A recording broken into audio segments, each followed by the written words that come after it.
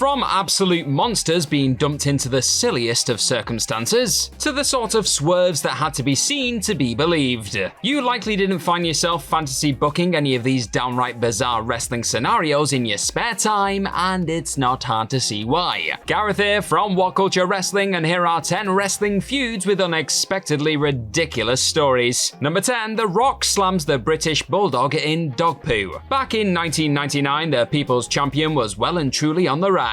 And after a number of WWF Championship victories and ultimately deciding to team with old rival Mankind, The Rock soon found himself suddenly thrust into an odd scenario involving a certain British Bulldog and dog crap. With Rocky going one-on-one against the legendary performer at that year's No Mercy, the Rock and Sock connection first had to deal with Davey Boy Smith and his tag partner of Val Venus on the October 11th edition of Raw though. So how did the People's Champion get one over on his upcoming pay-per-view rival? By having Mankind scoop up some backstage dog poop, place it on a board, and eventually rock bottom the former Intercontinental Champion onto it post-match, of course. Far from simply being artificial feces, this was later revealed to be very much legit dog poop, as Michael Cole reveled in reminding us, with Davey Boy's daughter later confirming that they could smell it from so far away on the night. As far as go-home angles go, this was some pretty bizarre crap, and it still makes for a surreal watch to this day. Number 9, Braun Strowman wins the tag titles with a kid.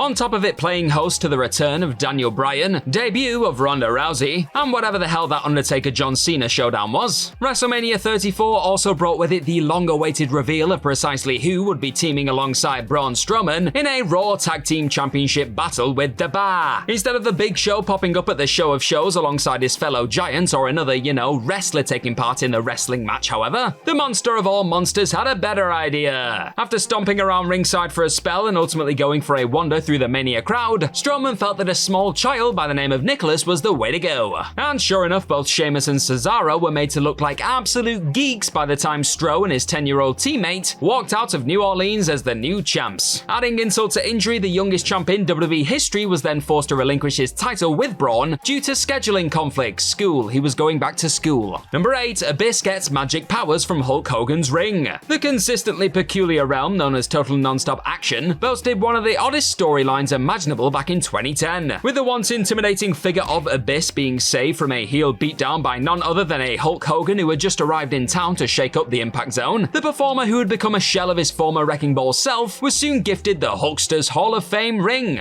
Why? Sorry, Simon. Well, simple. It possessed the power to make him a god of wrestling. Sorry, JBL? Abyss not only regained a great deal of confidence and began steamrolling his way through the roster again, but he also started to don red and yellow flickers of Hulkamania all over his gear too. In other words, Hogan's ring was slowly infecting him with those all-important vitamins, brother. It was hilariously dumb, and Abyss quickly found himself being overshadowed by both the former owner of that jewelry and an unretired Ric Flair during the Over-the-Hill Icons battles. This truly odd ring-focused angle thankfully came to an end a few months down the road, but it's safe to say this wasn't exactly the most effective way of turning the monster into the next John Cena, as the Immortal One once declared. Wish I couldn't see this. Number 7, the Ultimate Mirror Mind Game set up the rematch of the century. On paper, the rematch of the century between the immortal Hulk Hogan and the Ultimate Warrior should have made for some genuinely blockbuster television for World Championship Wrestling back in 1998. The iconic pair hadn't so much as locked up in singles action since their epic WrestleMania 6 clash a near decade earlier. But in the company's attempts to recapture lightning in a bottle when it came to the clashing of these particular titans, someone thought it would be an absolutely terrific idea to add a new layer of supernatural abilities to the already chaotic Warrior character. And just to really dial up the foolish weirdness, the ghostly appearance / vision of Hogan's giggling adversary haunting him in a mirror backstage was somehow visible to the Hulkster, folks watching at home, and commentators, but not Eric Bischoff, who was standing right next to his top guy.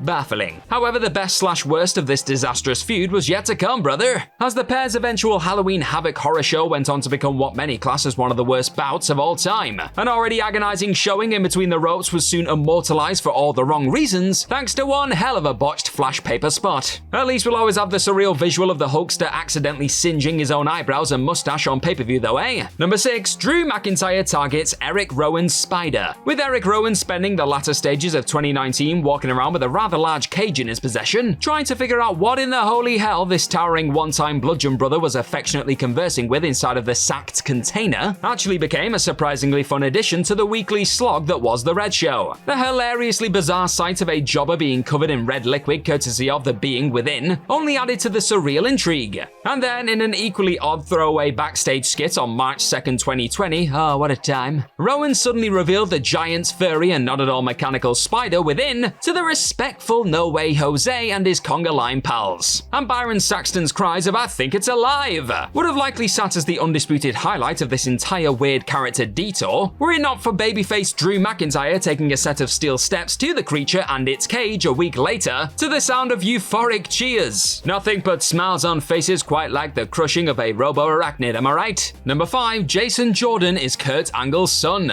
Within a month or so of being brought back into the WWE mix as Monday Night Raw's new general manager, Kurt Angle was already on the verge of being ruined by a series of texts being sent to Corey Graves. And what was this jaw-dropping controversial secret that could see Angle lose his family and potentially even destroy his career? It turns out that he was actually the daddy of none other than one-time American Alpha star Jason Jordan. If all of this felt as though it came a little bit out of the blue and hadn't been really that well thought through, well, you won't be too surprised to discover that this was actually designed as little more than a typically horrendous rib from Vince McMahon. The boss learned of the fact Angle had dated a few African American women in the past and thought it would be hilarious to head in this particular storyline direction. What a weird old man. And while the odd twist didn't exactly lead to instantly captivating storytelling out of the gates, it did eventually seem as though a slow-burning heel turn for Jordan was ultimately setting the stage for a no doubt entertaining showdown with his paps at WrestleMania 35. Unfortunately though, a serious neck injury cut Jordan down way too early in his career, and that blow-off never came to pass. But it was still a peculiar ride while it lasted, even without a real conclusion. Number 4, the Street Profits and Viking Raiders get competitive outside of the ring. In all honesty, you're not exactly short on options when it comes to utterly absurd pandemic-era WWE developments, are you? And while the likes of Randy Orton and The Fiend's never-ending fire/goo wars were something, and the visual of Seth Rollins popping a masked icon's eye out of his head are definitely up there in terms of unquestionably ridiculous tales told during this period, the competitive battle between the Street Profits and the Viking Raiders in the Performance Center era was every bit as loony. Instead of having the units battle it out in something as outrageous as a gripping in-ring best-of-7 showcase, WWE opted to steer clear of the empty arena setting and dumped the lads into various non-wrestling competitions, including axe throwing, basketball, and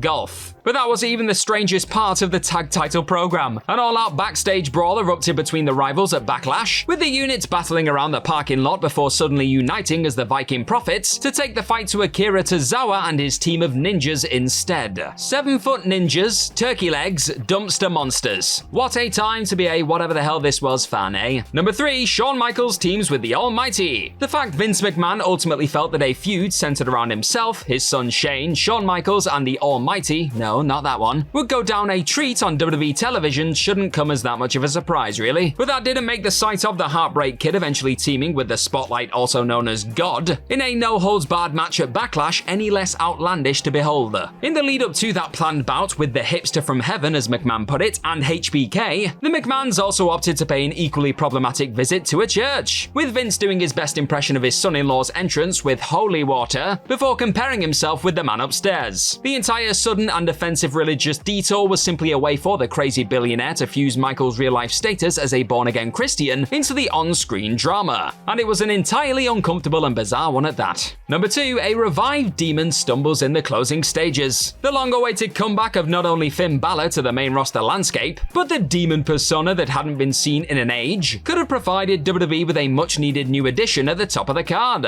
It didn't, obviously, because this was Vince McMahon in 2021, and instead the call was made to have the former Universal Champion look like a complete and utter idiot on the PLE stage, during an eventual showdown with Roman Reigns over the top strap. After an hilarious mid-match resurrection which saw the challenger flail around like a fish attempting to stay alive on dry land, Balor's theme began to play out as he scaled the top rope for a title-winning coup de grace.